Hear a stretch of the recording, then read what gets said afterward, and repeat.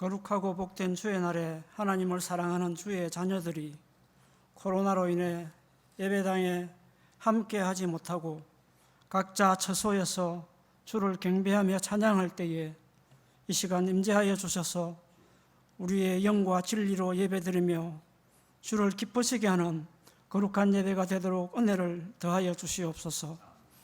지난 한 해를 하나님의 은혜 가운데 보내게 하시고 희망치 않은 새해를 주신 하나님 아버지, 어느덧 1월 중반을 맞이하고 있습니다. 올해는 항상 주의 이름을 부르며 말씀을 가까이 하게 하시고 우리의 속사람을 능력으로 강건하게 하셔서 쓰임받게 하시고 깨끗한 그릇으로 준비되어 성령의 충만한 가운데 주와 동행할 때에 기쁨구의 모든 근속들이 지존하신 하나님 앞에서 변화된 삶을 통해 주께서 부어주시는 복을 누리는 한 해가 될 수 있도록 은혜를 더하여 주시옵소서. 성도들의 가정마다 일터마다 감사의 제목들이 넘쳐나게 하시고 많은 열매들을 거두는 한 해 되게 하여 주시옵소서. 주의 부르심에 응답하는 삶을 살아갈 수 있도록 새 마음과 새 영을 우리 가운데 충만히 부어 주시옵소서. 특별히 목사님을 비롯하여 직분을 맡은 모든 리더십들을 영육간에 강건하게 하여 주시옵소서. 성령으로 충만하게 하셔서 사역마다 은혜와 기쁨이 넘쳐나게 하여 주시옵소서. 그리하여 어렵고 힘든 이 상황 속에서도 중심 되신 그리스도 안에 든든히 서게 하셔서 믿음으로 담대히 잘 감당할 수 있도록 새 힘과 용기를 주시고 몸된 교회를 세워나가는 은혜가 있도록 인도하여 주시옵소서. 무엇보다 코로나로 인해 몇몇 교회가 정부의 시책에 말 안 듣고 문제를 일으키는 요인으로 주목받고 있습니다. 항상 문제가 되는 것에는 정상인 것보다 비정상인 것에 더 큰 요인이 있다고 보는 바, 하나님, 이러한 시대의 한국 교회가 교회의 유익과 영리를 추구하는 것이 아니라 더욱더 말씀 앞에 바로 서게 하시고 복음에 초점을 맞추어서 하나님의 뜻에 합당한 이 시대에 크게 쓰임받는 교회로 사용하여 주시고 기쁜 교회 또한 하나님 사랑과 이웃 사랑에 실천하여 주님 보시기에 기뻐하는 교회로 사용하여 주시옵소서. 하나님 아버지, 교회가 후원하는 선교사와 미자랍 교회와 기관단체 위에도 우리 집께서 항상 함께하여 주시고 모든 사역 위에 필요한 것들이 부족함이 없도록 하시며 부르신 소명 아래 이 시대의 복음의 도구로 쓰임받는 은혜가 있도록 인도하여 주시옵소서. 주님, 이 나라 이 민족 위에도 긍휼을 베풀어 주시옵소서. 끝날 줄 모르고 기성을 부리는 코로나로부터 해방되고 종식될 수 있도록 은혜를 베풀어 주옵소서. 정치적, 경제적으로 어려운 시대입니다. 국정을 책임진 위정자들에게 지혜를 주시고 국민의 작은 소리에도 귀 기울이게 하셔서 나라를 바로 세워나가는데 앞장서게 하시며 무엇보다 하나님을 두려워하며 국민을 사랑하는 모든 위정자들이 될 수 있도록 은혜를 다하여 주시옵소서. 말씀을 듣고자 합니다. 목사님 주의 장중에 붙들어 주시고 분주한 세상의 소리들에 더 관심을 가지는 우리의 얄팍한 지식들은 떠나가게 하시고 말씀을 통해서 올 한 해 우리의 영적 지도를 올바로 그리며 특별히 우리 가운데 회복과 치유가 일어나는 은혜가 있도록 이 시간 충만한 은혜 부어 주옵소서. 감사드리고 우리 주 예수 그리스도 이름으로 기도합나이다. 아멘. 우리 하나님 말씀 갈라디아서 2장 6절로부터 10절 말씀입니다. 이 본문을 중심으로 주여 우리를 사용하여 주소서 이 말씀 함께 나누고자 합니다. 먼저 6절로부터 10절 말씀을 함께 합독하겠습니다. 6절로부터 10절 말씀입니다. 유력하다는 이들 중에 본래 어떤 이든지 내게 상관이 없으며 하나님은 사람을 외모로 취하지 아니하시나니 저 유력한 이들은 내게 의무를 더하여 준 것이 없고 도리어 그들은 내가 무할례자에게 복음 전함을 맡은 것이 베드로가 할례자에게 맡은과 같은 것을 보았고 베드로에게 역사하사 그를 할례자의 사도로 삼으신 이가 또한 내게 역사하사 나를 이방인의 사도로 삼으셨느니라. 또 기둥같이 여기는 야고보와 게바와 요한도 내게 주신 은혜를 알므로 나와 바나바에게 친교의 악수를 하였으니 우리는 이방인에게로 그들은 할례자에게로 가게 하려 함이라. 다만 우리에게 가난한 자들을 기억하도록 부탁하였으니 이것은 나도 본래부터 힘써 행하여 왔노라. 아멘. 우리는 영적인 생활을 하려고 주님의 말씀 앞에 서게 되지요. 영적인 생활, 다르게 말씀드리면 우리는 신앙 생활을 하기 위해 예배도 드리고 또 말씀도 듣게 됩니다.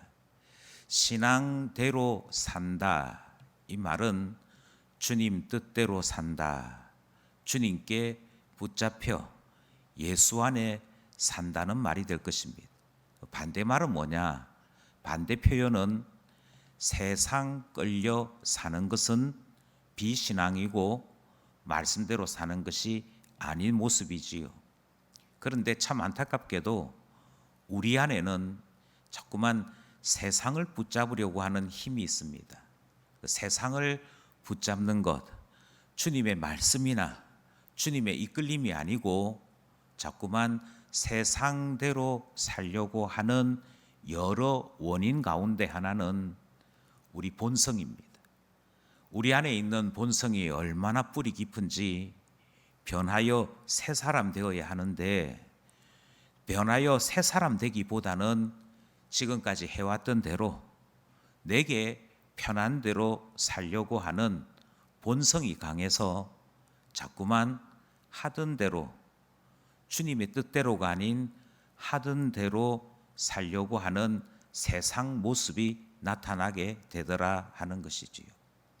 그 가운데 우리 안에 있으면서 참 뿌리 뽑히지 않는 한 가지가 있습니다. 그게 무엇이냐 그렇게 물으신다면 저는 그것이 경쟁하는 것이다. 자꾸만 세상 따라서 우리가 뭐 하려고 하느냐 하면 경쟁하려고 합니다. 경쟁한다는 말이 좋게 들릴 때에는 열심을 낸다. 저 사람 참 대단하다. 열심 있고 부지런하고 근면하다. 성실하다. 이런 의미를 가질 수 있습니다. 그런데 여기에서 조금만 각도를 달리하면 내가 저 사람보다 좀 낫다. 내가 저 사람하고는 이런 점에서 내가 더 우월하다. 이런 말이 되기 때문에 한편으로는 뜨거움이요, 한편으로는 교만이 되기 딱 좋은 것이 바로 경쟁하고자 하는 마음인 것이지요. 우리나라 사람들은 일본으로부터 영향을 많이 받았습니다. 일제강점기를 지나왔으니 일본 사람의 영향을 받는 것이 당연하지 않겠습니까? 그 가운데 하나가 우리는 말 가운데 세계 3대, 세계 5대 이런 평가를 좋아합니다. 예컨대 세계 3대 기타리스트가 누구냐 뭐 이런 이야기들을 하는 것이지요. 이 말 속에 무엇이 포함되어 있느냐면 전 세계 인구를 1등에서부터 끝등까지 경쟁을 시키는 것이 포함되어 있습니다. 순서가 자꾸 나오는 것이지요. 이 사람이 1등, 이 사람이 2등, 이 사람이 3등.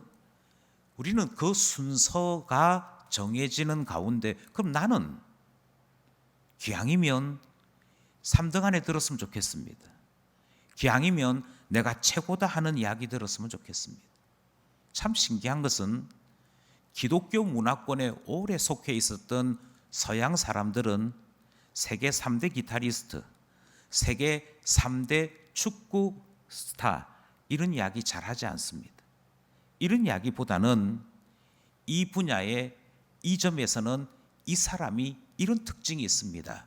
그저 이렇게 얘기할 뿐입니다. 그런데 우리는 자꾸만 본능적으로 순서 매기기를 좋아하는 것이지. 대선 후보 지금 1등이 누구냐? 시장 후보 지금 1등이 누구냐? 왜 이와 같은데 우리 스스로 정서가 반응을 하고 몸이 반응하느냐 하면 우리 안에 숨어 있는 뿌리 깊은 경쟁심, 세상을 따라 자꾸 경쟁하려고 하는 마음이 숨어 있기 때문이더라 하는 것입니다. 그런데 참 신기한 것은 다른 사람을 향하여 저 사람이 정치인인데 정치인인 저 사람이 우리나라 갤럽 조사에서 몇 번째 하느냐 이런 이야기하는 것은 대단히 재밌고 즐겁습니다. 그런데 조금 방향을 바꾸어서 너는 너가 속해 있는 분야에서 몇 등이냐 이렇게 묻는 것은 또 싫어하는 희한한 모습이 있는 것이지요. 어느 날 한 기자가 가수 이승철 씨에게 이런 질문을 했습니다. 요즘 당신이 우리나라에서 가장 핫한 가수입니다. 누구나 당신의 노래를 좋아하고 당신의 인기가 하늘을 찌릅니다. 특별히 당신이 희야를 부를 때에는 그 안에 있는 모든 관객들이, 모든 청중들이 환성을 지르고 열광을 합니다. 가히 당신은 이 시대 최고의 가수라고 부를 수 있습니다. 그래서 드리는 질문인데 당신이 노래를 잘합니까? 아니면 조용필 씨가 노래를 잘합니까? 이 질문을 한 것이지요. 만약 여러분께서 가수 이승철 씨라면 대답을 무엇이라 했겠습니까? 그분이 뭐 대단한 레전드이긴 하지만 사실 창법도 옛날 창법이고 요즘 제가 부르는 게 훨씬 더 실력이 있고 그분보다는 제가 더 음이 더 높이 올라가고 이런 이야기로 내가 낫다고 할까요? 아니면 제가 나름대로 노래를 한다고 하지만 그분에 비하면 미꾸라지입니다. 올챙이입니다. 이렇게 이야기하는 것이 옳을까요? 이승철 씨의 대답이 이랬습니다. 기자님, 제가 기자님에게 거꾸로 질문해 보겠습니다. 펠레가 축구를 잘합니까? 마라도나가 축구를 잘합니까? 대답할 수 없지요. 다 그 시대에 그 순간에 최선을 다한 선수들이지 그 모든 사람들을 한 곳에 불러놓고 누구는 1등, 누구는 2등 할 수 없습니다. 그렇게 대답했다는 것이지요. 가수도 아는 이야기입니다. 가수도 무엇을 아느냐 하면 우리 모두가 가지고 있는 재능은 다 저마다 다양하고 개별적인 것이지 줄 세울 수 있는 것이 아니더라 하는 것입니다. 줄 세울 수 없는데 자꾸만 줄을 세우려고 하는 것, 여기서부터 우리는 우리가 아직도 소명을 이해하지 못하고 있구나. 우리가 아직도 하나님 앞에 어떻게 인생을 살아야 하는지를 깨닫지 못하고 있구나 하는 사실을 발견하기 때문입니다. 하나님께서 한 사람 한 사람을 이 땅에 보내실 때 그냥 보내지 않으셨습니다. 하나님께서는 만세 이전에 세상을 짓기도 전에 우리 한 사람 한 사람에 대한 영원한 계획을 세우셨습니다. 주님께서 구원 베푸시기로 작정한 이들마다 그냥 보내신 것이 아니고 예비하시고 준비하여서 그것 가지고 세상 태어나도록 하셨습니다. 그 가운데 은사가 있지요. 그 가운데 우리에게 주신 소명이 있지요. 그 가운데 하나님께서 우리에게 주신 은혜가 있지요. 그리고 우리는 우리에게 주신 은혜를 통해 이 세상에서 어떤 직업을 가지고 살아야 할지, 교회 안에서 어떤 사역을 하고 살아야 할지를 발견하고 섬기게 됩니다. 어떤 이들이 말씀의 지혜가 있다면 그는 말씀의 사역자로 살아가게 될 것입니다. 그렇게 살아갈 수 있는 이유는 주님께서 은사를 통해 소명이 무엇인지를 보게 하셨기 때문입니다. 그래서 어떤 사람은 목사가 되지요. 그리고 어떤 사람은 장로가 되지요. 그리고 어떤 사람은 권사와 집사가 되는 것이지요. 그런가 하면 어떤 사람은 선교사가 되는 것이고 전도자가 되는 것이고 다른 사람의 이야기를 들어주는 위로자가 되는 것이고 찾아가서 그들의 형편을 도와주는 구제하는 사람이 되기도 하는 것이지. 이 모든 것이 다 주님께서 우리에게 각각 주신 것입니다. 각각 주셨다는 말 속에 다양하구나. 주님께서 한 사람에게 1등으로 주시고 나머지는 2등, 3등 되게 하신 것이 아니고 하나님께서 모든 사람들에게 다양하게 주셨다. 다양하게 주셨을 뿐만 아니라 다양한 모든 것들이 다 개별성, 그러니까 그 자체로 가치가 있고 그 자체로 아름다운 것임을 우리로 가르쳐 주시더라 하는 것이지요.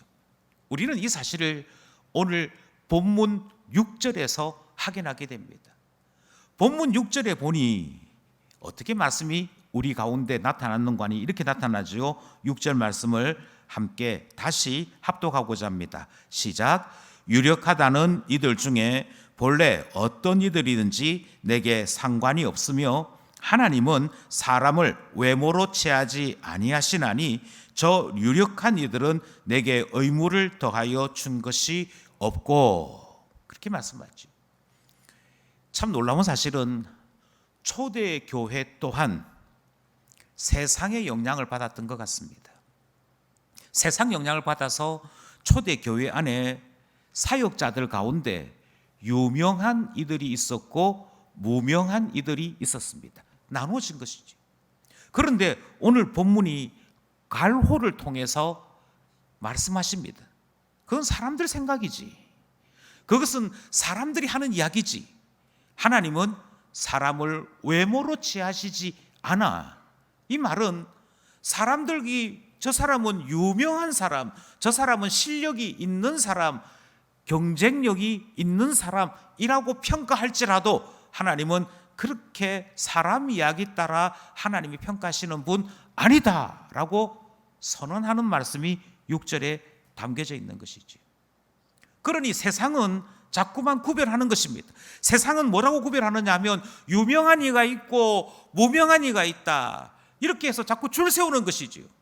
너 유명하네, 성공했네 이렇게 얘기하는가 하면 어떤 사람에 대해서는 너 도대체 왜 그렇게 미미한 존재냐 이것과 같은 평가를 하는 일이 초대교회 바울이 사역했을 그 당시에 여러 교회에서 나타났고 갈라디아 교회도 고린도 교회에서도 나타났더라 성경이 말씀하고 있는 것입니다.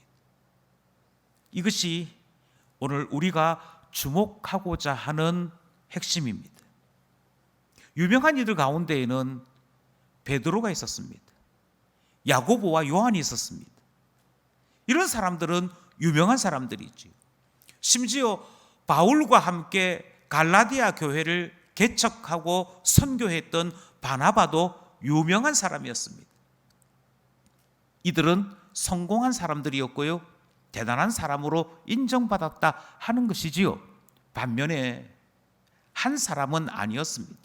그 한 사람이 누구냐 하면 바로 오늘 갈라디아서라고 하는 이 성경을 쓰는 위대한 사역자 바로 바울이지요. 바울은 오늘 이 본문에서 유명하다는 이들의 명단을 제시하지만 그 속에 자기의 이름은 빠져 있는 것 보게 됩니다. 바울은 유명한 사람이 아니었던 것이지. 바울이 왜 이렇게 무명한 사람일까? 왜 초대교회 당시에 교회는 유명한 이들 가운데 베드로와 야고보와 요한은 포함시키면서 정작 바울은 빠뜨린 것일까? 여기에는 세 가지 이유가 있습니다. 그 세 가지 이유 가운데 첫째는 출신의 문제입니다. 이것은 초대교회도 뿐만 아니라 오늘 우리에게도 동일하게 적용되지요. 출신이 어디냐? 출신이. 오늘 본문에서 소개하고 있는 유명한 이들은 출신이 예수님의 직계 제자라고 하는 출신입니다. 예수님께서 직접 제자로 선발해 주셨습니다. 예수님께서 직접 3년 반 정도 이들을 데리고 다니셨고 이들을 직접 수련시키셨습니다. 이것이 출신이 된 것이지요. 내가 어디 출신이냐면 예수님 아카데미에, 예수님 신학교의 수석 졸업생이야. 이 출신이 그들에게 있어서 사람들에게 인정받기 시작하는 것입니다. 저분이 베드로야. 그 유명한 베드로, 예수님과 함께 바다에 서 있어 보았던 사람이야.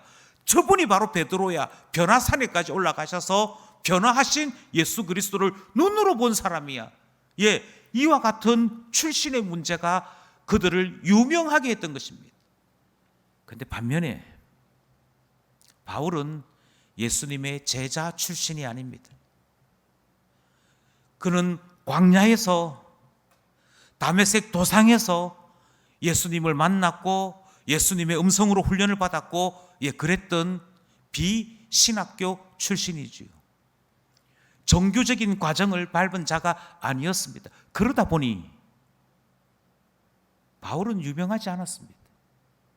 어디 대학 출신입니까? 혹시 서울에 있는 대학? 바꿔 요즘 말하자면 우리는 지방 삼류대학 출신이더라 하는 것이지요. 아니 어쩌면 대학 문턱도 가보지 못한 고졸이나 중졸 출신일 수도 있습니다. 그러면 세상 사람들이 이미 눈을 돌리기 시작하는 것이죠. 당신이 좋은 사람인 줄은 알겠습니다만 유명할 수는 없습니다. 당신이 괜찮은 사람인 줄은 알지만 성공한 사람일 수는 없습니다. 그리고 고개 돌려버리더라는 것이지. 천하의 바울인데 교회 안에서는 무명한 자였습니다. 출신의 문제예요. 출신이 문제가 되더라 하는 것이죠. 그것만 문제가 되느냐? 아니요. 업적도 문제가 됩니다. 교회 안에서 유명하기 위해서는 무엇인가 교회에 처음부터 속하여 이루어내는 일들이 있어야 했습니다. 혹시 베드로 선생님 그때 마가 다락방에 성령이 임하는 그때 있으셨습니까? 있었지. 예수님께서 성천하시고 성령이 오시기까지 내가 얼마나 간절하게 기도했는지 몰라. 내가 얼마나 간절하게 기도했든지 하늘의 문이 열리고 성령이 불의 혀같이 임하는 것을 내가 경험했잖아. 그게 업적이죠. 그게 업적이죠. 많은 분들이 신령한 이름으로 자기 업적을 이야기하는 경우들이 있습니다. 저 목사님이 얼마나 대단한 줄 알아? 40일 금식을 2번씩이나 하신 분이야. 저분이 얼마나 대단한 줄 알아? 방언을 3개나 다른 방언을 할 수 있는 분이야. 저분이 얼마나 대단한 줄 알아? 저분은 다른 사람들의 영을 분별할 줄 아는 능력을 갖춘 사람이야. 이게 업적이죠. 그리고 우리는 이와 같은 업적이나 능력을 갖추고 있으면 우리는 고개를 돌려서 그 사람을 다시 보기 시작하죠. 저분이구나. 바로 저분이 그 놀라운 일을 이루신 분, 그 놀라운 것을 완성하신 분이라고 생각하게 될 때 우리는 그를 유명한 사람이라고 이야기합니다. 저분이 찢어지게 가난했는데 부자가 됐잖아. 저분이 한 명도 없는 교회를 개척해서 지금 수만의 교회가 되었잖아. 그러면 우리는 그를 유명하다라고 이야기합니다. 반면에 바울은 그러지를 못했습니다. 그는 바나바를 따라다니던 보조 선교사였습니다. 그가 바나바보다도 훨씬 더 많은 부분에서 수고했으나 항상 그는 보조 선교사로 인정받는 자였습니다. 그가 이상한 일에 연루되어 분리되었고 그가 유럽에 선교하러 갔은 그 다음에는 그가 가는 곳마다 핍박이 있었고 실패가 이어졌습니다. 1차 선교 때도 그랬지만 2차 선교는 더 비참했습니다. 그래서 교회 간에 소문이 나기 시작하는 것이지요. 저 사람이 어떤 사람인 줄 아니? 업적이라고는 찾아볼 수 없는 사람이야. 저 사람은 오히려 스데반을 돌로 쳤던 사람이고 교회를 핍박하기 위해 그가 사람 죽일 허가증을 받으러 그 허가증을 가지고 다메섹까지 갔던 살인자야 핍박자야. 그것만이 바울의 낙인이었습니다. 뿐만 아니라 바울은 데살로니가에서도 베레아에서도 아덴에서도 그 어느 지역에서도 뚜렷한 성과를 이루어내지 못했습니다. 베드로는 하루에 3,000명을 회개시키고 세례를 베풀었다는데 바울에게는 첫 주 몰려왔다가 둘째 주 몰려왔다가 셋째 주쯤 되어지면 유대인들이 일어나 그를 돌로 치거나 쫓아내어버리는 악순환에 악순환만 거듭되는 일들이 바울의 사역이었습니다. 내밀 만한 것이 없었습니다. 내밀 만한 것이 없었을 때 어떤 이는 유명한 자가 되었고 어떤 이는 무명한 자가 되고 말았던 것이지. 바로 그 사람이 무명한 자로 머물 수밖에 없었던 사람이 오늘 본문에 등장하는 바울입니다. 그러나 사실은 이것보다 훨씬 더 중요한 하나의 원인이 있습니다. 그것은 바로 매력의 문제입니다. 예루살렘 교회 출신 아니어도 괜찮습니다. 예수님의 직계 제자 출신이 아니어도 괜찮습니다. 하루에 3,000명을 회개시키는 그런 놀라운 업적이 없어도 괜찮습니다. 이 당시의 초대교회 사람들은 베드로와 야고보와 요한과 같은 예수님의 제자에게만 열광했느냐? 그렇지 않습니다. 사실은 베드로보다도 야고보와 요한보다도 훨씬 더 열광한 이들이 있었습니다. 그들은 누구냐면 사람의 귀에 달달한 이야기를 전하는 말쟁이들이었습니다. 그들은 교회마다 방문하면서 그들 자신이 말씀의 사역자라고 소개하고는 사람을 흥분시키고 사람의 마음을 흔드는 달콤한 이야기들을 전하는 자들이었습니다. 그들은 계속해서 사람의 종으로 사역했습니다. 사람들이 기뻐할 수 있다면, 사람들이 행복해질 수 있다면, 사람들이 듣고 감동받을 수만 있다면 어떤 거짓말이라도 썩고 비벼서 전달하고는 인정받으려고 했던 사람들이지. 바울은 이 사실을 너무도 잘 알았습니다. 바울은 이 사실을 너무도 잘 알아서 오늘 우리가 함께 나누고 있는 본문 갈라디아서 1장 10절에 도리어 갈라디아 교회에게 거꾸로 질문합니다. 그 말씀이 이렇습니다. 이제 내가 사람에게 좋게 하랴 하나님께 좋게 하랴? 질문하는 것이죠. 여러분, 왜 여러분은 하나님의 음성을 전하는 참된 사역자들에 대해서는 무시하고 사람의 필요, 사람의 요구, 사람이 원하는 것을 전하는 사람의 기쁜 말을 해주는 그 사람들만 선하게 여깁니까? 바울이 다시금 또 질문합니다. 사람들에게 기쁨을 구하랴. 뭘 원하십니까? 사역자인 제가 어떤 설교하기 원하십니까? 사역자인 제가 어떤 서비스 해드리기를 원하십니까? 사역자인 제가 당신에게 어떻게 하면 당신이 기뻐하시겠습니까? 이걸 되묻는 그와 같은 사람 되기를 원하느냐라고 질문하는 것이지요. 그래서 사람들이 당신 대단합니다, 당신 훌륭합니다, 당신에게서 이런 말을 듣고 싶었습니다, 그렇게 하면 좋은 것이냐? 질문하는 것이죠. 바울은 갈라디아서 1장 10절 끝부분에 이렇게 얘기합니다. 내가 지금까지 사람의 기쁨을 구하였다면 그리스도의 종이 아니다라고 선언합니다. 그것은 그리스도의 종이 아닙니다. 참된 그리스도의 종은 하나님의 뜻을 전하는 것이고 사람들이 듣기 싫어하여도 주께서 전하라 명령하신 것을 전할 수밖에 없는 것이 참된 사역자들이 가지고 있는 본질의 문제였습니다. 그런데 사람들이 싫어하는 거예요. 그래서 어떤 이들은 유명했으나 바울은 여전히 무명한 자로, 인기 없는 자로, 바울을 생각하면 사람들이 그 사람이 참 좋은 사람이긴 한데 내가 좋아하진 않아 라는 평가를 받는 사람이더라 하는 것입니다. 그런데 바울은 그와 같은 차별 속에서도 흔들리지 않습니다. 그와 같은 차별이 바울의 사역을 흔들지 않은 이유가 무엇인지를 오늘 본문 8절이 바울의 대답으로 소개하고 있지요. 우리는 오늘 바로 이 말씀을 함께 고민하고자 하는 것입니다.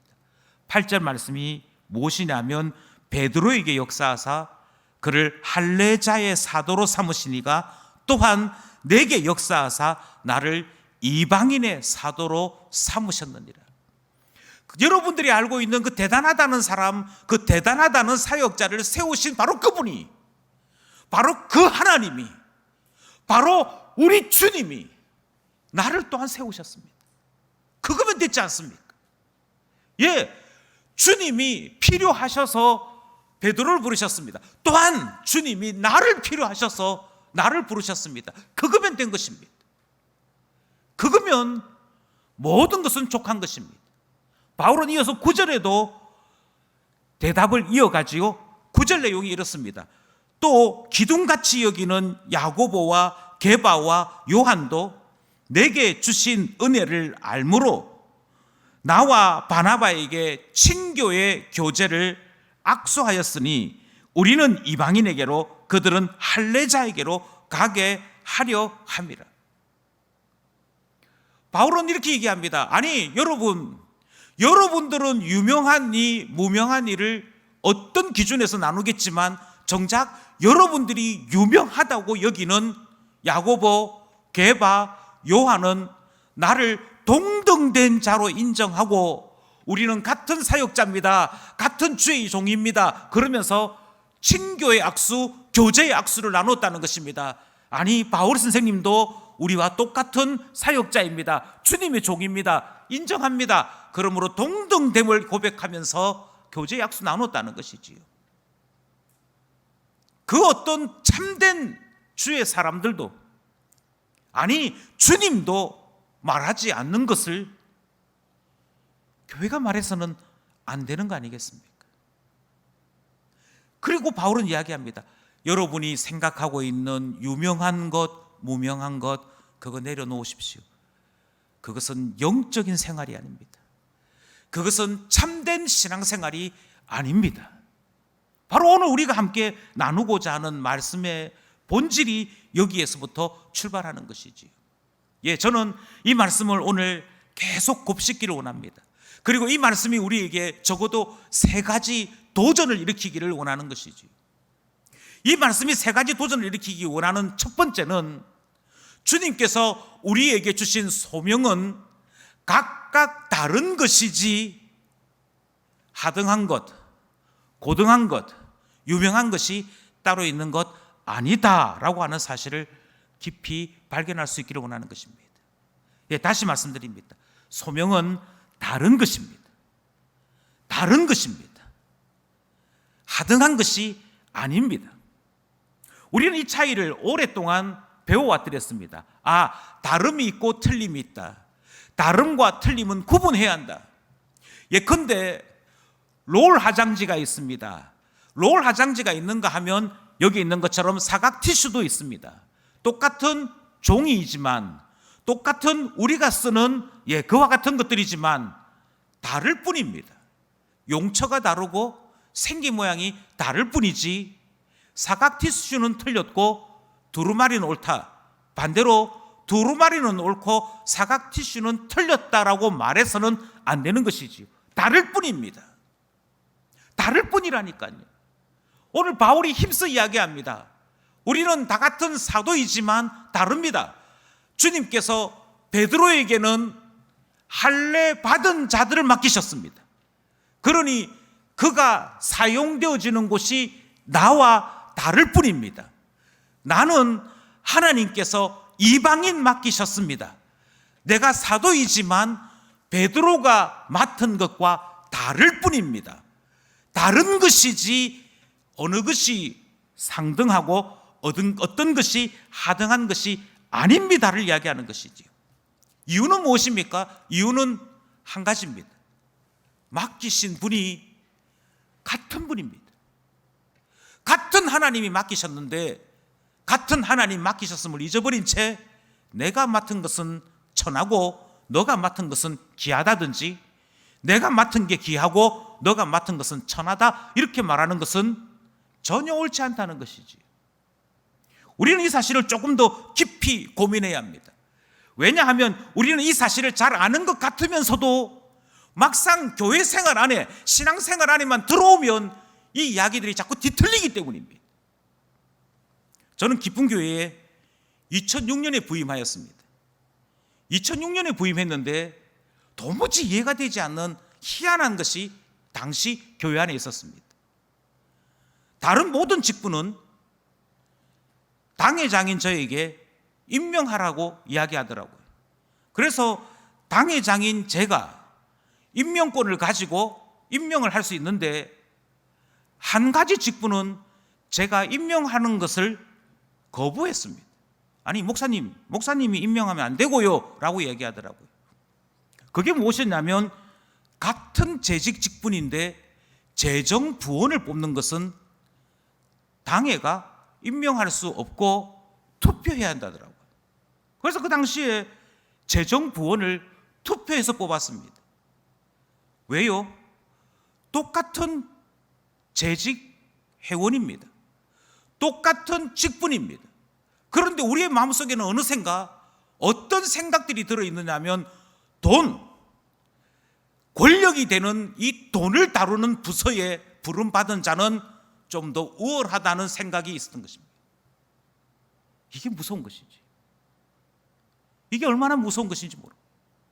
내가 맡은 직분은 재정부 맡았어. 그러니 내가 맡은 일이 더 귀한 거야. 목사님이 나에게 재정부를 맡기셨어. 목사님이 나를 더 좋게 보시는 거야. 이 생각이 교회 안에 파벌을 만드는 것이지. 아니 같은 주님이 주신 직분인데, 같은 주님이 주신 직분임에도 불구하고 내가 1찬양대 반주자면 대단한 반주자고 2찬양대 반주자를 맡으면 하등한 것입니까? 내가 똑같은 직분인데 내가 설거지 일을 맡았으면 하등한 것이고 교사나 찬양대의 직분을 맡으면 그것은 상등한 것입니까? 우리는 다를 뿐이지 상등한 것, 하등한 것이 따로 존재하지 않는다고 말은 하면서도 받아들이지 않는 거예요. 막상 신앙생활 안에 들어오면 집사는 집사인데 똑같은 집사가 아닌 것이지. 저희 교회에서는 한 번도 그런 일이 없었습니다만 다른 몇몇 교회에 시끄러운 문제가 생겨서 가보면 당회 안에는 이런 문제 때문에 싸우는 교회들을 여럿 발견할 수 있었습니다. 누가 수장로냐, 누가 당의 석이냐, 그리고는 여러 가지 제도, 여러 가지 스스로 만든 법칙들 때문에 싸우고 다투는 것을 보게 됩니다. 장로는 장로인데 어떤 장로는 귀한 장로라는 거예요. 어떤 장로는 더 위의 장로라는 거예요. 어떤 장로는 저 꼬리 장로, 심지어 꼬봉으로까지 불리는 장로도 있습니다. 결정은 우리가 알아서 할 테니까 이제 막 장로된 사람들이 뭘 알아, 따라오기나 해 하는 식의 일들이 구분되더라는 것입니다. 왜 이와 같은 구분이 생기느냐? 우리는 여전히 안 믿는 거예요.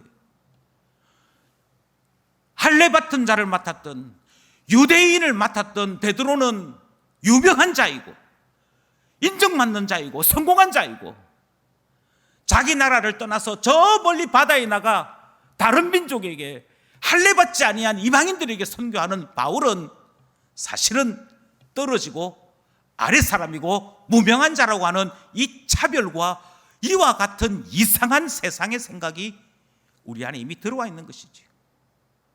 그리고 어느샌가 자꾸만 여기에 따라 우리의 신앙생활이 좌지우지되는 것입니다. 그러나 그렇지 않습니다. 주님께서 우리를 다르게 부르신 것입니다. 주님께서 우리를 다르게 부르신 것이지 내가 맡은 것은 귀하고, 아니 내가 맡은 것은 천하고, 이것은 나를 부르신 주님을 모독하는 일이다. 우린 사실을 생각해야 하는 것이지요. 아니 이것만 있느냐? 그렇지 않습니다. 또 다른 하나의 문제를 우리는 오늘 본문을 통해 생각해 봐야 합니다. 저는 계속해서 소명은 다양한 것이라는 말씀을 드립니다. 예, 앞에 거와 똑같지 않습니까? 다른 게 하나 있습니다. 앞에는 같은 사도의 문제였습니다. 같은 사도 안에서 주님이 사역지를 달리 주셨다고 그게 차이 나는 게 아니다라고 말씀을 드렸다면 다시 말씀드립니다. 주님의 주신 소명은 다양한 것이지 어떤 사명은 하등하다 이렇게 해서는 안 된다는 것입니다. 다르게 말씀드리면 직분들 간에도 동등합니다. 직분들 간에도 다양한 직분이 있지만 이 모든 직분은 개별성을 가지고 있고 독특성을 가지고 있고 그것 자체로 가치로운 것입니다. 참 감사한 것은 이 이야기를 제가 아주 길게 해야 됩니다만 우리 큐티 본문이 이 말씀을 우리에게 이미 묵상하도록 가르쳐 주었습니다. 우리는 요한 3서를 묵상했지요. 요한 3서를 묵상하면서 거기에서 몇몇 특별한 사람들의 이름을 들을 수 있었습니다. 그 중에 가이오라고 하는 사람이 있었습니다. 가이오라고 하는 사람을 장로 요한이 엄청나게 칭찬합니다. 뭐라고 칭찬하느냐 하면 네 영혼이 잘된 것 같이 너가 범사에 잘 됐으면 좋겠어. 그만큼 칭찬합니다. 너가 하는 것 보니까 진짜 신앙인으로 살고 있는데 너가 신앙인 중에 완숙한 자로 성숙한 자로 살고 있는데 너의 신앙이 이처럼 온전해진 것 같이 너가 하는 모든 일, 너가 계획하는 모든 것에도 하나님께서 복 주셨으면 좋겠어. 이 표현을, 이 마음을 기록하여서 드러낼 만큼 가이오를 사랑하고 좋아했습니다. 왜 가이오를 사랑하고 좋아했느냐? 그가 사도였기 때문이냐? 아닙니다. 가이오는 사도가 아닙니다. 그는 설교할 수 있는 사람이 아니었습니다. 그런데 그 가이오가 무슨 일을 했는고 하니 그는 설교자가 아니었으나 그는 직업을 가지고 다른 사람들보다 조금 더 나은 유력한 사람이었으나 그는 자기가 가지고 있는 물질을 통해 그의 교회로 찾아온 사람들을 맞이해 준 환영자였고 돌봄이었습니다. 많은 사역자들이 가이오를 만나 음식을 먹을 수 있었습니다. 많은 사역자들이 가이오를 만나서 잠자리를 구할 수 있었습니다. 그 일을 한 것이지요. 그 일을 했습니다. 그리고 장로 요한은 데메드리오를 보내면서 이 사람 편으로 편지를 보내는데 이 사람 또한 신실한 사역자니 이 사람도 선히 대접해 주기를 바란다 하는 부탁까지 하게 됩니다. 무명한 자를 부탁한 것이지. 얼마나 알려지지 않았던지 장로 요한이 설명을 합니다. 이 사람 우리와 같이 사역했던 사람이고 이 사람 무명하지만 신실한 자야. 그러니 가이오 너가 이 사람을 좀 돌봐줘 하는 부탁까지 합니다. 어떤 성경학자들은 에베소 교회에 있었던 그 장색하는 사람, 복음을 방해했던 바로 그 드메데리오가 회심하여서 여기에 등장한 사람 아닌가 이렇게 생각하는 사람들이 있습니다. 저는 그 생각에 동의하지 않습니다. 어떤 누군가가 회심해서 핍박자였으나 회심해서 돌아섰다면 달리 설명할 필요가 없습니다. 이미 유명해졌을 것이기 때문에 그가 회심하고 이런 놀라운 이야기를 하더라는 것 때문에 유명했을 것이나 가이오에게 주의 종에 대해서 누구보다도 해박한 지식을 가지고 있던 가이오에게 이 사람을 부탁한다 할 만큼 무명한 자인 것을 보면 그런 사람은 아니었던 것 같습니다. 제 생각에는 바울 곁에서 함께 수행했던 데마라고 하는 사람이 있는데 어쩌면 데마의 풀네임, 주님형이 아니고 데마의 큰 이름이 풀어져 있는 온전한 이름이 데메드리오가 아닐까 하는 생각을 하게 됩니다. 중요한 건 누군지 모릅니다. 누군지 모르는데 그를 가이오에게 부탁하는 것이지. 왜 부탁했느냐? 다시 말씀드립니다. 그는 사도가 아닙니다. 전도자가 아니라니까요. 설교하거나 가르치는 자가 아닙니다. 그럼에도 불구하고 사도 요한의 평가는 분명합니다. 그가 진리의 일을 한다. 요한 3서 3절의 말씀입니다. 요한 3서 3절에 이렇게 기록하죠. 형제들이 와서, 여기서 말한 형제들이란 가이오에게 도움을 받았던 순회 전도자들, 설교자들을 이야기합니다. 그들이 일제히 다 도움을 받고 와서는 뭐라고 얘기하는 거 아니? 제가 복음을 전할 때 가이오 때문에 전할 수 있었습니다. 그 이야기를 들었다는 것입니다. 그런데 그것을 듣고 난 다음에 사도 요한은 이렇게 평가합니다. 너가 진리를 정언했다. 너가 진리를 전하는 일에 함께 행동했다. 설교한 자가 아니었습니다. 전도자가 아니었습니다. 단지 그가 직업을 가지고 있었고 돈을 버는 자로서 도와주었을 뿐입니다. 너의 도움이 나에게 힘이 되어서 이 일을 할 수 있어서 고마워, 그 정도가 아니고요. 복음을 전하러 간 사역자나 그를 도와준 가이오나 똑같이 진리의 일을 한다, 진리 안에서 행한다, 이렇게 표현하는 것이지. 그러므로 다시금 말씀드립니다. 직분 사이에 차별이 없습니다. 직분 사이에 차별이 없다는 말은 내가 지금 장사하고 있는데, 내가 지금 사업하고 있는데, 내가 주의 종이 되어야 되는데, 내가 예수님 알고 나니 신학교를 가야 되는데, 이런 생각들이 결코 옳은 것이 아니라는 얘기입니다. 한날은 다른 교회 전도사로 있을 때 사택에 머물러 있는데요, 그 당시에 제게 차가 한 대 있었습니다. 그 차를 어디에 주차했느냐 하면 마당 한편에 큰 나무가 있었고 그 큰 나무 밑에 이 차를 주차를 했었는데, 이 동네에 대한 경험이 없다 보니까 그 주차되었던 차 지붕에, 유리에 송진이 떨어진 것입니다. 아, 나무 밑에 주차하면 안 되겠구나, 이 송진 때문에 주차하면 안 되겠구나, 그걸 그때 배웠지. 그런데 이미 나뭇잎에 송진에 차가 엉망이 되었습니다. 그래서 한날 학교를 가야 되는데 학교까지 차를 운행하지 못하고 두고 간 적이 있습니다. 그게 너무 붙어 있어서 그거 세차하다가는 학교 시간을 놓칠 것 같아서 그냥 버스 타고 간 적이 있습니다. 갔다 왔는데 깨끗하게 된 것입니다. 어찌 된 것인가? 그 당시에 교회당을 관리하던 집사님 내외가 오전 내내 그 차를 세차한 것입니다.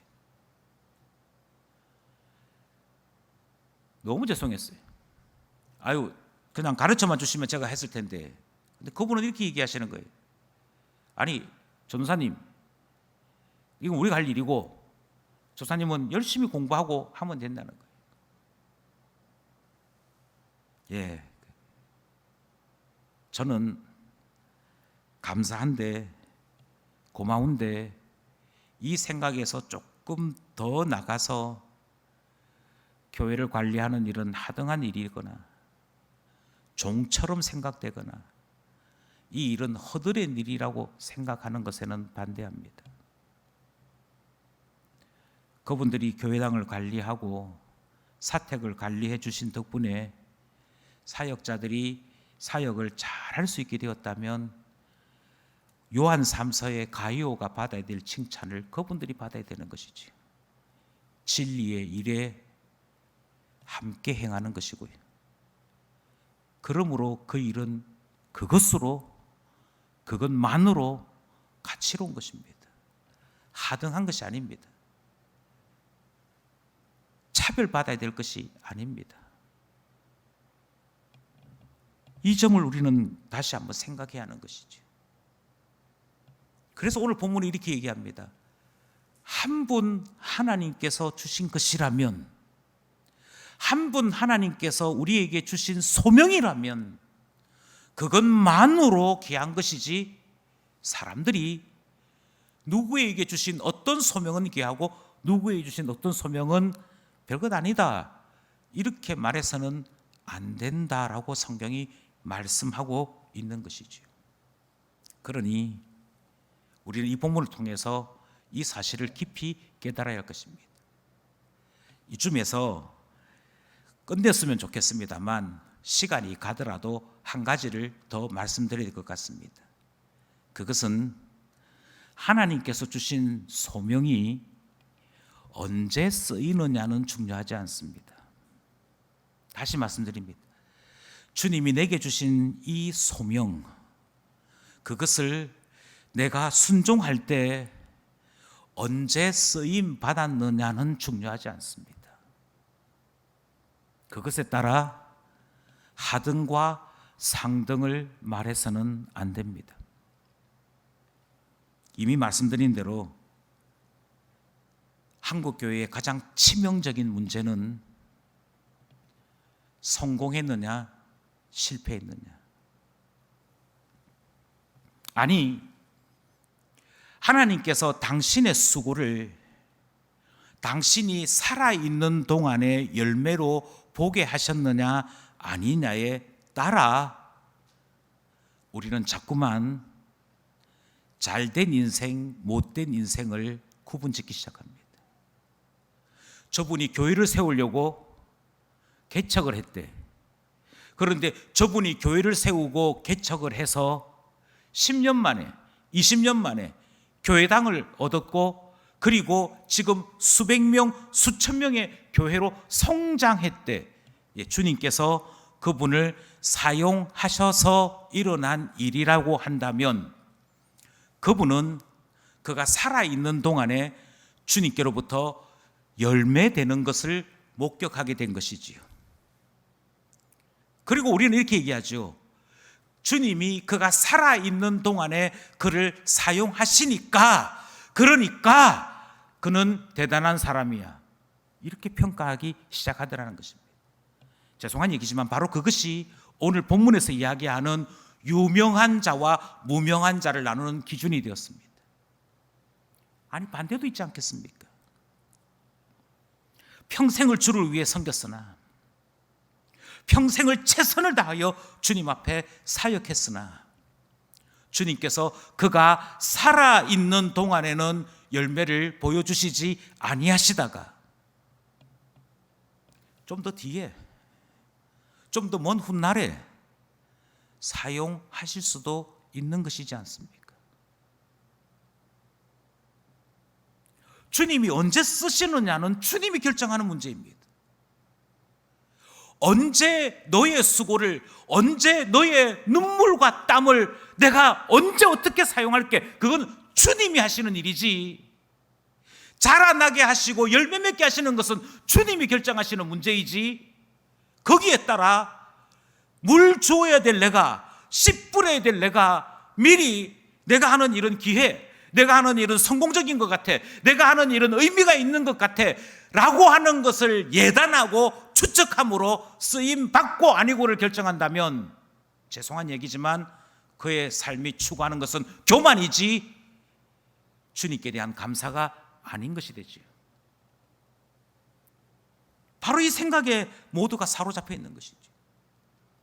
목사인 저를 예를 들어 보겠습니다. 큰 교회를 맡으면 모든 사람들이요 90도로 인사합니다. 90도로 인사합니다.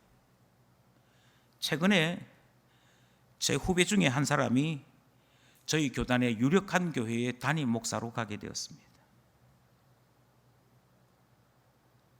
전화 연결을 하나 하는데요, 제가 그의 선배이기도 하고 그가 저를 존경한다고까지 표현함에도 불구하고 그 후배에게 축하한다 말하기까지 무려 3사람을 거쳤습니다.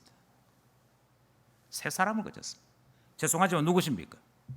죄송하지만 무슨 목적으로 전화를 하셨습니까? 제가 목사님께 뭐라고 말씀드리면 될까요? 3사람을 거쳤습니다. 그러면서 야, 큰 교회 목사님하고 통화하기도 힘드네. 휴대폰 번호가 바뀌어서 할 수 없이 교회 거쳐서 가게 되었는데 쉽지 않더라고요. 그리고는 그 큰 교회 목사님이 유명한 자로서 떠받쳐지는 것을 보았습니다. 당신은 100명밖에 되지 않는 교회의 목사지 않습니까? 그러면 우리는 어느샌가 내가 잘못 살았구나, 내가 헛살았구나, 이 생각을 하게끔 만드는 것이지. 그러면 우리의 생각은 이렇게 되죠. 그래서 큰 교회 가는가 보다. 그래서 큰 교회 가서 나도 실력 있다는 것을, 나도 능력 있다는 것을 보여줘야겠네.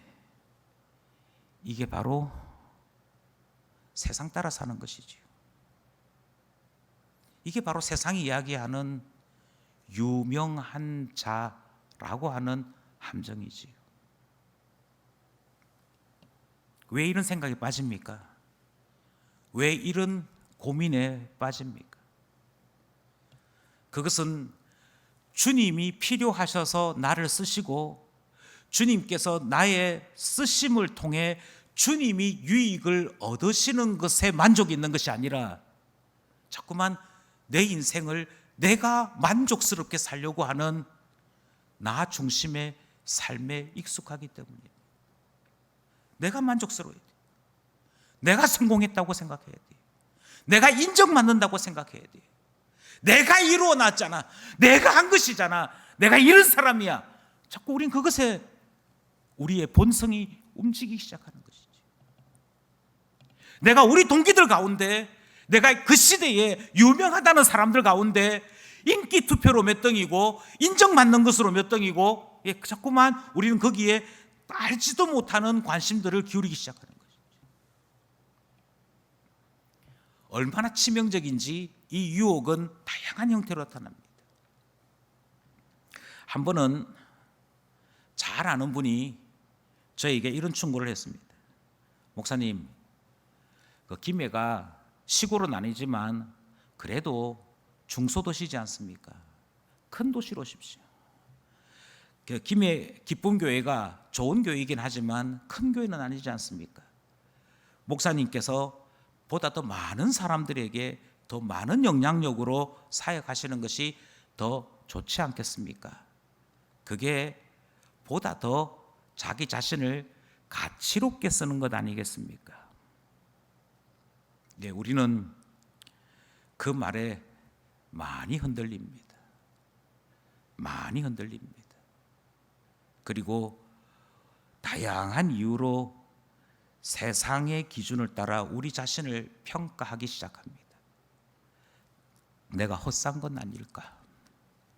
내가 잘못 산 건 아닐까? 바로 이것이 우리 안에 뿌리 박혀 있는 교만이지. 내가 일한 것 반드시 내가 얻어먹으려고 하는 것이고요. 내가 수고한 것 반드시 내 눈으로 확인하고 내 손에 쥐어보려고 하는 것이지. 그런데 다시 말씀드립니다. 주님이 나를 부르시고 나를 쓰셨습니다. 주님 앞에 내가 부름받아 사용되어진 그것을 주님이 언제 쓰시는지는 나를 부르신 주님이 결정하시는 문제 아니겠습니까? 그것을 지금 쓰시든 100년 뒤에 쓰시든, 그것을 지금 쓰시든 1000년 뒤에 쓰시든 주님께 맡길 문제이지, 그것에 따라 교만했다가, 그것에 따라 좌절하고 낙심했다가 그렇게 살아가는 것은 오늘 우리에게 주신 말씀을 이해하지 못하는 것입니다. 바울은 당시의 대표적인 실패자였습니다. 그의 당시에 베드로와 같은 업적이 그에게는 없었습니다. 그러나 12명의 제자를 남기신 주님과 같이 바울의 사역은 세계 교회 건설의 기초가 되었습니다. 쓰신 주님이 그렇게 쓰신 것이지요. 돌킨이라고 하는 사람이 있었습니다. J.K.K. 돌킨이라고 하는 사람은 반지의 제왕이라고 하는 유명한 책을 쓴 사람이지요. C.S. 루이스와 친구이기도 하고 그 당시에 기독교인이면서 문학계의 거장으로 소개되고 있는 사람이었습니다. 바로 그 반지의 제왕을 쓸 때의 이야기입니다. 돌킨은 마음에 소원이 하나 있었습니다. 세상 어디에도 없는 이야기를 전하는 소설 작가가 되고 싶었습니다. 이 사람의 이야기는 지금까지 없었던 이야기야. 전혀 새로운 것. 그 이야기를 쓰는 사람이 되고 싶어서 준비하고 있는 중에 있었습니다. 돌길이 얼마나 열심히 준비했든지 그가 여러 나라들을 돌아다녔습니다. 심지어 성경 외에 그리스 로마 신화, 북유럽 신화, 모든 신화들까지 샅샅이 뒤졌습니다. 그리고 정말 세상에 없는 이야기를 들려줌으로 그 자신의 해박함과 그가 이야기하고자 하는 것에 깊이를 더하고 싶었습니다. 그런데 이야기가 진행이 안 되는 거예요.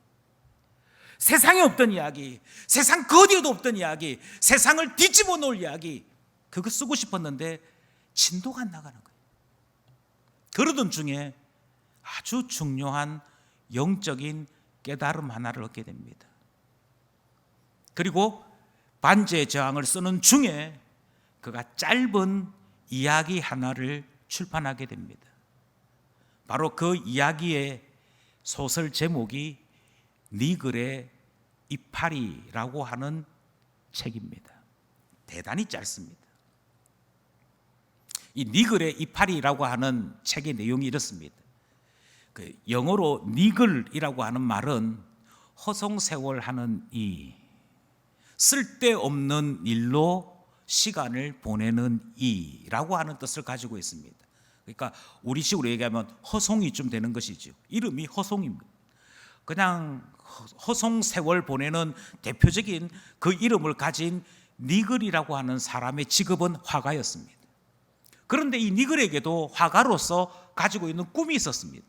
그는 뒤에 배경이 멋진 숲을 그리고 싶었습니다. 배경에 멋진 숲이 있고 그 숲 앞에 웅장한 나무 하나를 그리고 싶었습니다. 그래서 숲과 나무 그 모두를 멋있게 그려내는 커다란 벽에 사다리를 걸쳐두고 그는 평생에 대단한 이 그림을 그리고 싶었던 것이죠. 그런데 그가 온갖 시간들을 투자해서 결국 그렸던 그림 하나는 이파리 하나였습니다. 큰 나무도 아니고 큰 나무에 시작이 되는 이파리 하나만을 계속 그리고 있을 뿐이었습니다. 뒤에 있는 숲은 꿈도 못 꾸고 있는 중이었습니다. 그죠? 열심히 그린다고 그렸는데 겨우 그린 그림이 이파리 하나인 것이죠. 그런데 동네 사람들이 그런 니글을 보면서 저 사람 참 자기 이름답게 허송세월하고 있다 그러면서 그가 하는 일을 대단히 무시하기 시작합니다. 그 무시하니까 그 무시했던 사람들 가운데 이웃 사람 하나가 있었는데 이제 막 일을 시키는 거예요. 아니 당신 하는 일이라는 게 결국 그림 그리는 일이지 않느냐, 그거 지금 꼭 그려야 되느냐, 이 일부터 좀 하고 해라 그러면서 자기 집안일을 자꾸 부탁하고 시키기 시작하는 것이죠. 풀 좀 깎아달라, 담쟁이 좀 제거해달라, 뭐 좀 해달라. 그러던 어느 날 내 아내가 지금 아프니까 마을로 내려가서 의사를 만나 약을 좀 받아와라 하는 일을 시킵니다. 그날은 비 오는 날이었는데 이날도 니글은 이 이웃의 부탁을 거절하지 못해서 비를 맞고 다녀오게 되지요. 그것이 문제였습니다. 그 비 맞고 돌아오는 바람에 그런 독감을 하기 시작했고 결국 그 독감에 그 스스로 깨닫기 시작한 것이 있었습니다. 아, 내가 그리고 싶었던 저 그림, 저 벽화 더 이상 못 그리겠구나. 내가 내 평생에 걸쳐서 기껏 한 일이라고는 저 이파리 하나 그린 것이 끝이구나. 그렇게 생각하며 눈을 감게 됩니다. 죽었던 그가 이제 이 세상을 떠나 하나님이 계신 하나님 나라로 갈 때 그의 귀에는 계속 두 개의 음성이 들리는 것이지. 너 뭐 했니? 너 평생에 한 일이 저 그림, 그것도 이파리 그림 하나 그린 것이 다냐? 하는 그 음성이 계속 들립니다. 그런데 또 하나는 그럼에도 불구하고 너 최선을 다했잖아. 너 이웃을 생각하고 도와주는 것까지 했잖아. 잘 사는 거야. 이 두 가지 소리가 계속 번갈아 들리는 이 혼란함을 겪으면서 이 세상을 떠나 하나님 나라로 가게 되는 것이었지. 하나님 나라에 도착할 때쯤 그의 눈앞에 하나님 나라가 쫙 펼쳐지는데 그는 깜짝 놀라게 됩니다. 그가 본 하나님 나라, 그가 들어가게 된 그 하나님 나라에 숲이 있었습니다. 그리고 그 숲 앞에는 웅장한 나무 하나가 있었습니다. 자기 자신이 평생에 걸쳐서 그리고자 했던 바로 그 그림, 그게 하나님 나라에는 이미 완성품으로 있는 것을 본 것이지. 그가 세상에서 그가 그린 그림은 나무 이파리 하나였는데 주님은 그의 그림대로 하나님 나라에 실현시켜 놓은 것을 보여주시더라 하는 것입니다.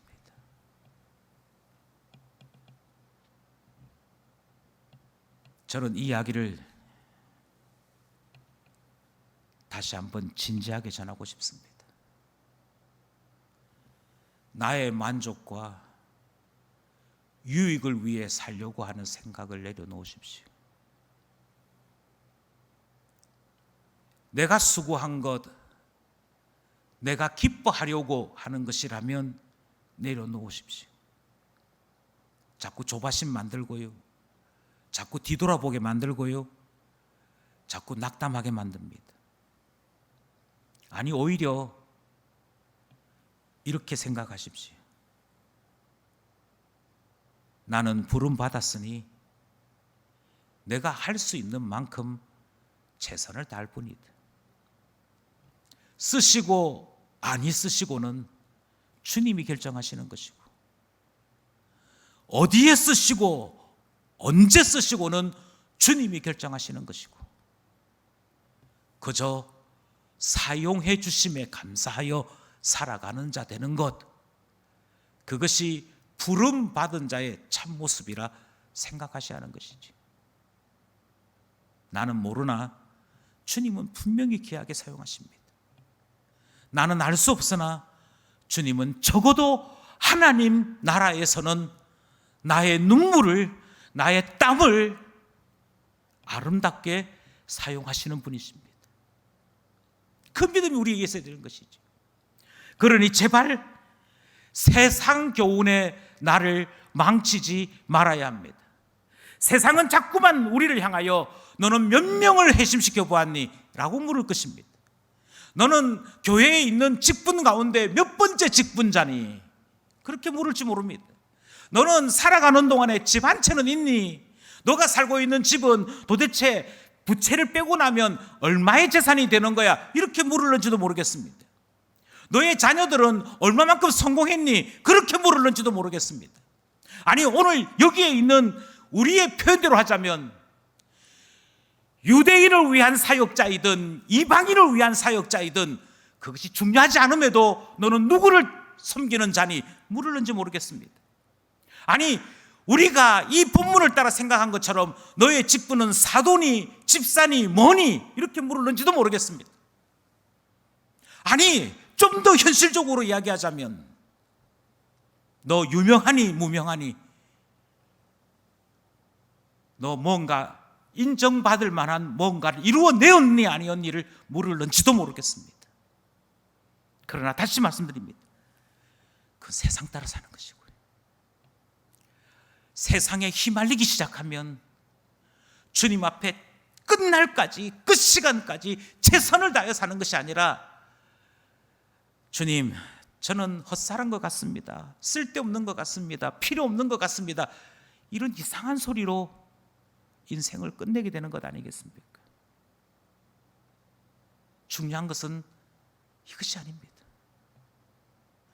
중요한 것은